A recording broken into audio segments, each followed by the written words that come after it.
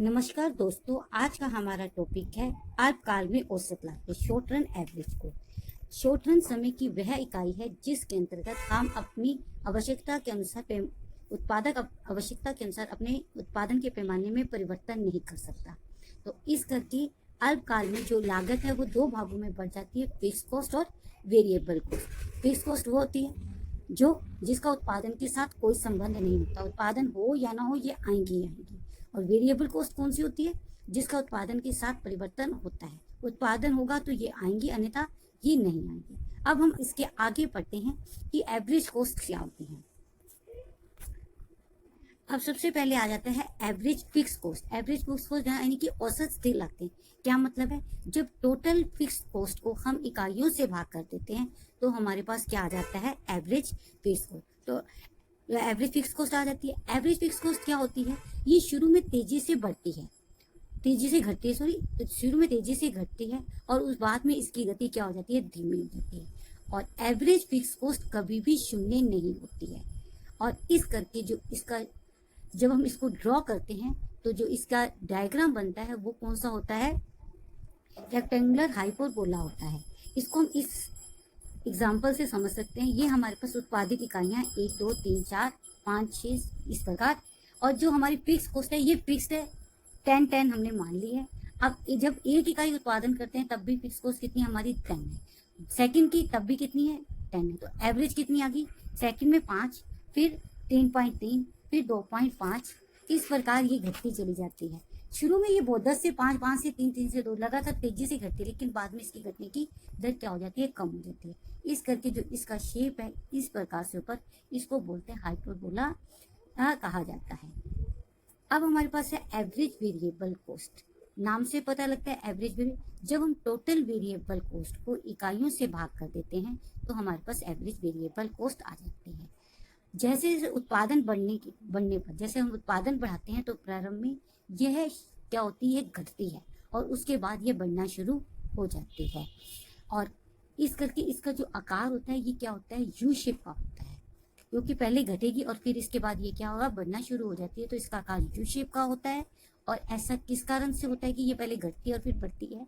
परिवर्तनशील अनुपातों के नियम के अनुसार। क्योंकि हमने परिवर्तनशील अनुपातों का नियम कहा था, पढ़ा था। उसमें क्या होता है? शुरू में उत्पादन तेजी से बढ़ता है और फिर घटता है। जब उत्पादन बढ़ता है तो कॉस्ट क्या होती है? कम होती है। और बाद में जब उत्पादन घटता है तो कॉस्ट बढ़नी शुरू हो जाती है। इस करके ये यू आकार का होता है, यानी कि एवरेज वेरिएबल कॉस्ट का आकार भी यू आकार का होता है। इसके हम स्ट्रक्चर से समझते हैं। अब ये हमारे पास 1 2 3 4 हमारे पास अलग अलग आइटम्स दे दी। अब शुरू में हमारे पास परिवर्तनशील जब हम एक इकाई उत्पादित करते हैं तो हमारे पास 10 है, दूसरी में 18, फिर 24, 28, 29। इस प्रकार परिवर्तनशील लागत बढ़ तो रही है लेकिन इसकी दर क्या है? कम होती जा रही है। और जब हम इसकी एवरेज निकालेंगे तो पहले फिर 10, फिर 9, फिर 8, फिर 7, फिर 6.4, 6.3 और उसके बाद ये फिर छठी इकाई के बाद ये बढ़ना शुरू हो जाती है। इस करके इसका आकार भी क्या होता है? यू आकार का होता है, एवरेज वेरिएबल कॉस्ट का भी। अब हमारे पास आ जाती है एवरेज कॉस्ट। एवरेज कॉस्ट का नाम है औसत लागतें, यानी कि जब हम टोटल कॉस्ट को इकाइयों से भाग दे देते हैं तो हमारे पास क्या आ जाती है? एवरेज कॉस्ट आ जाती है। एवरेज कॉस्ट को और कैसे आ सकती है? एवरेज फिक्स कॉस्ट और एवरेज वेरिएबल कॉस्ट दोनों को ऐड करते तभी हमारे पास क्या आ जाती है? एवरेज कॉस्ट आ जाती है। इसका आकार भी क्या होगा? यू आकार का होता है। और इसमें क्या होगा? जी यू आकार का होता है। और ये एवरेज फिक्स कॉस्ट और एवरेज वेरिएबल कॉस्ट का जोड़ होती है। इस करके यह हमेशा किससे ज्यादा होती है? एवरेज वेरिएबल कॉस्ट से हमेशा ऊपर की ओर रहती है। क्योंकि जब हम लागत का निर्धारण करते हैं तब इन कॉस्ट का हमारे लिए बहुत महत्व होता है। अब हम सीमांत लागत। सीमांत लागत क्या होती है? उत्पादन में एक इकाई और अधिक उत्पादित करने पर लागत में जो अंतर आता है या जो वृद्धि होती है उसे क्या कहा जाता है? सीमांत लागत कहते हैं।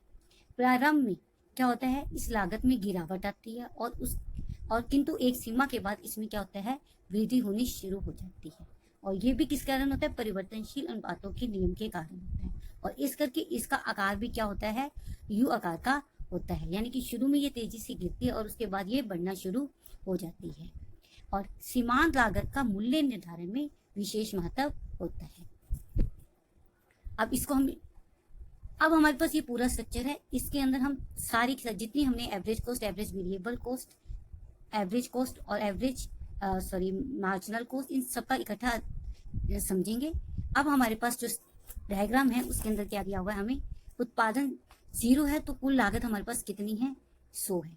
फिर इस प्रकार जैसे उत्पादन बढ़ रहा है तो कुल लागत यानी कि कुल स्थिर लागत कितनी हमने मानी है, यहाँ पर 100 मानी गई है, ये तो स्थिर रहेगी। उसके बाद वेरिएबल कॉस्ट है, वेरिएबल कॉस्ट है 0 है तो वेरिएबल कॉस्ट भी 0 होगी, क्योंकि उत्पादन नहीं है तो वेरिएबल कॉस्ट नहीं रहेगी। जैसे एक इकाई उत्पादन की 20, फिर हो गया 36, फिर 48। इस प्रकार जैसे जैसे शुरू में उत्पादन बढ़ रहा है, इकाइयां उत्पादन बढ़ रहा है तो एवरेज वेरिएबल कॉस्ट कम हो रही है। और उसके बाद ये क्या है, 5वीं इकाई के बाद ये क्या, इसके बाद इसने बढ़ना शुरू कर दिया है। इसी प्रकार टोटल कॉस्ट क्या हो जाती है, इन दोनों एवरेज फिक्स टोटल कॉस्ट किसके बराबर होती है, टोटल फिक्स कॉस्ट और टोटल वेरिएबल कॉस्ट को ऐड कर दो तो हमारे पास आ गई टोटल कॉस्ट। और एवरेज निकाल लो, एवरेज किसके बराबर हो जाएगी, टोटल फिक्स कॉस्ट को इकाइयों से, उत्पादित इकाइयों से भाग देने पर हमारे पास क्या हो जाएगी, वेरिएबल एवरेज फिक्स कॉस्ट प्राप्त हो जाएगी। इसी प्रकार वेरिएबल, एवरेज कॉस्ट और मार्जिनल कॉस्ट हमारे पास सब है। जब हम इसको ड्रॉ करते हैं एक साथ तो इसका स्ट्रक्चर हमारे पास इस प्रकार बनता है। ये एम से